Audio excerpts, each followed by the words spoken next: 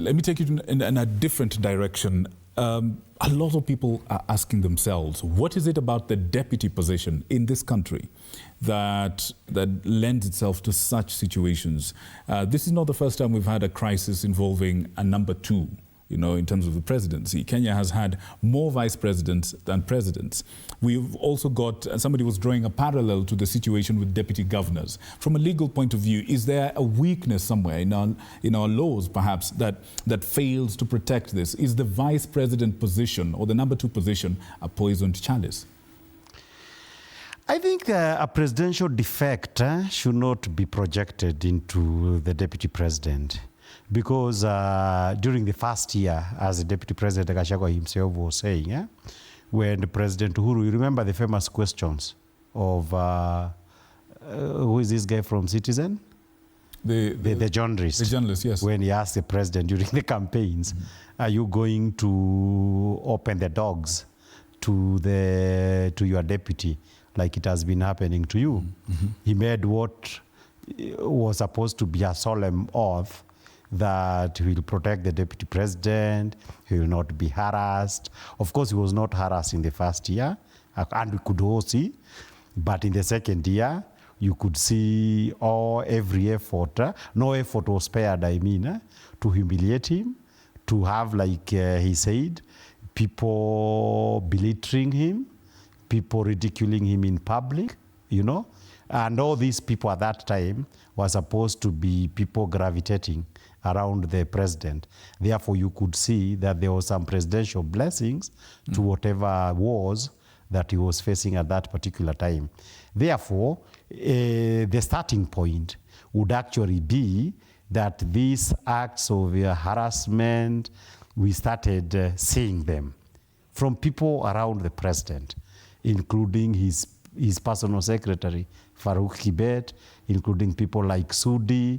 But how can they get away with it? But they got away with it because you just have... there is actually no weakness in the laws per se.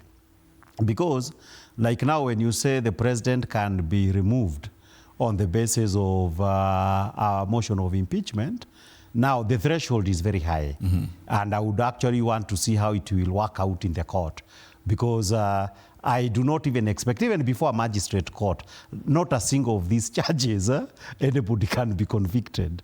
So when this matter goes to the High Court, it will be a big moment that in a constitution in which, the basic idea of the constitution was this, like in America, that since the deputy president is a key player, both as an acting president and the person who becomes a substantive president in the event that the incumbent leaves office or the office becomes vacant for whatever reason, that person should have gotten the endorsement of the people through an election. Okay?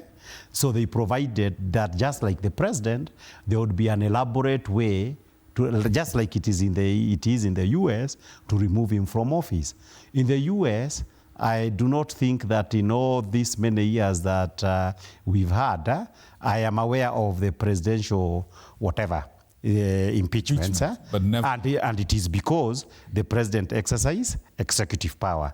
But it is never, like, for example, a deputy president in Kenya does not have power to appoint anyone, to apportion resources. He's basically a person with great potential when the office becomes vacant, but on a day-to-day basis, he just holds an office, probably awaiting the big office, because he's only functional and effective in office to the extent that the president delegates useful role for him.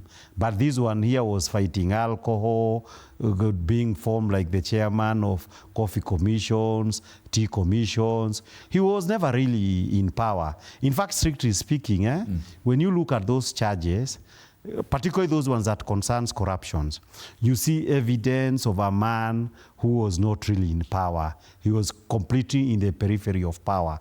Because, and this is, you can pick from the news. This is not personal opinion.